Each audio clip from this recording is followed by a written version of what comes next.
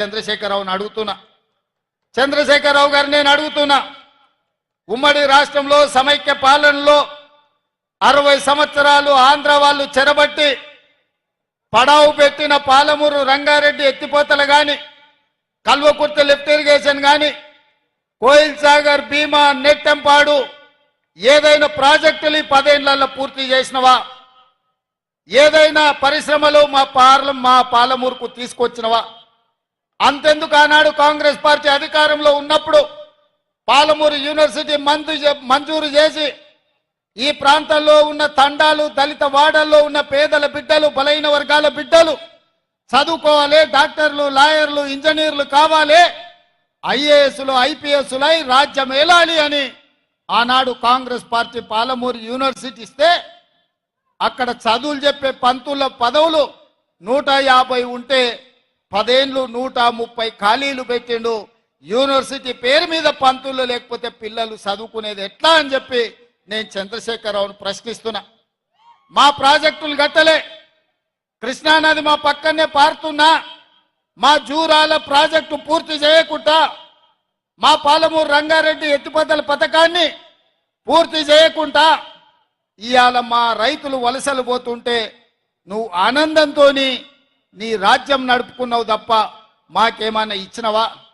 మాకు చదువుకుల్లో సహకరించలే, మాకు ఉద్యోగ ఉపాధి అవకాశాల్లో సహకరించలే, మా ప్రాంతానికి పరిశ్రమలు తీసుకురాలే.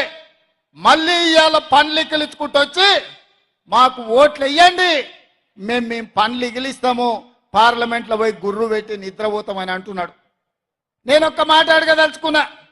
శ్రీనివాసరెడ్డి మంచోడే, నాకు కూడా తెలిసినోడే. గతంలో కాంగ్రెస్ పార్టీ ఆయనని ఎంపీటీసీ చేసింది, కేసీఆర్ ఎంపీ చేసిండు, ఆయన అదృష్టం బాగానే ఉంది. 5 ఏళ్ళు పార్లమెంట్లో శ్రీనివాసరెడ్డి ఏ రోజైనా పల్లెత్తు పలకరింపు మాట్లాడిండా? పాలమూరు రంగారెడ్డి ఎత్తిపోతల ప్రాజెక్టు గురించి ప్రస్తావించిండా? మనిషి మంచోడే గాని మంచానికి పడ్డాడు.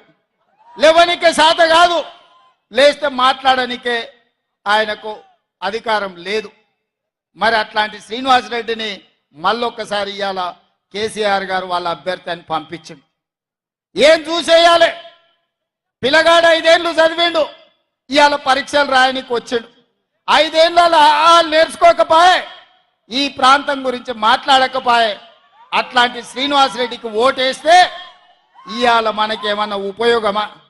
నిన్న మన కేటీఆర్ అంటున్నాడు, మా కారు కొంచెం ఖరాబ్ అయింది, గ్యారేజ్కి పోయిందని. అరే పిల్లగా, నీ కారు ఖరాబు కాలే, నీ కారు ఇంజను అనుము చెడ్డది, ఇంకా మళ్ళా రాదు. తూకానికి అమ్ముడే, తూకం పెట్టి అమ్ముడే. వర్క్ షాప్ నుంచి మళ్ళా ఇంటికి రాదు. ఇనుప సామాన్లోనికి తూకం పెట్టి అమ్ముడే. నీ కారు నీ అయ్యనడుగు కావాలంటే ఇంటికి పోయి. నీ కారే కాదు, నీ అయ్య ఆరోగ్యం కూడా అనుంచెడ్డది. ఎందుకంటే 7 తారీఖు నాడు ప్రమాణ స్వీకారం ఉంటే ఆయననే నీ అయ్య బోర్ల పడ్డాడు, బొక్కలు ఇరిగిన ఇయ్యాలటికి నడవలేకపోతుంది. మొన్న జరిగిన ఎన్నికల్లో ప్రజలు కారును బండకేసి కొట్టిండ్రు, 100 మీటర్ల గోతి తీసి పాతి పెట్టిర్రు. ఇంకా కూడా ఆయన పొంకనాలు కొడుతున్నాడు. నిన్నటికి నిన్న మాట్లాడుతుండు. ఈ పొంకనాలు ఆయన ఏం మాట్లాడిండు? ఆయన పిట్టల ద్వారా నాతో 20 మంది ఎమ్మెల్యేలు టచ్లో ఉండ్రు, సిట్కే కొడుతూ వస్తారని. సిట్కే కాదు, మిద్దెకి డప్పు కొట్టు బిడ్డ, నీ దగ్గర ఉన్నోళ్ళు కూడా ఎవడన్నా ఉంటాడేమో చూద్దాం.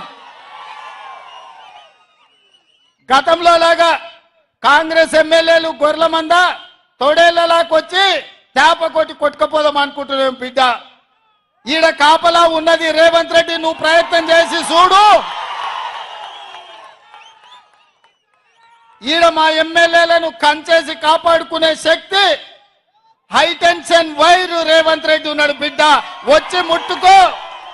కరెంటు తీగ మీద కాకి కరెంటు కొడితే ఎట్లా కర్రెగా సస్తలో నువ్వు కాంగ్రెస్ వైపు చూస్తే నీ సంగతి గట్లనే అవుతుంది. నువ్వు మాదిక్కు కాదు, నీ దొడ్ల సాయంత్రానికి ఎన్ని వచ్చినా ఒకసారి లెక్క పెట్టుకో బిడ్డ, నీ సంగతి చెప్తా గాని. 100 రోజులు కాలే, 100 రోజుల్లో ఆడబిడ్డల ఆర్టీసీలో బస్సు ఉచితంగా ఇచ్చినాం.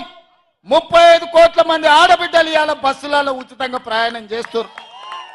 100 రోజులు కాలేదు, ఆరోగ్యశ్రీ పథకం ద్వారా 10 లక్షల రూపాయలు ఉచితంగా మహిళలు ఇవాళ అన్ని కుటుంబాలకు ఆరోగ్యాన్ని అందించినాం. ఇదే కాదు, మాట ఇచ్చినాం, కట్టెలపై నుంచి విముక్తి కలిగిస్తాం, మీ కన్నీళ్లు దూడిస్తాం, మిమ్మల్ని ఆదుకుంటామని ఆడబిడ్డలకు మాట ఇచ్చి నరేంద్ర మోడీ 1200 రూపాయలు సిలిండర్ చేస్తే ఇవాళ ఆడబిడ్డలకు 500 రూపాయలకే సిలిండర్ ఇచ్చి ఈ ప్రభుత్వం ఆడబిడ్డల ప్రభుత్వం, ఈ ప్రభుత్వం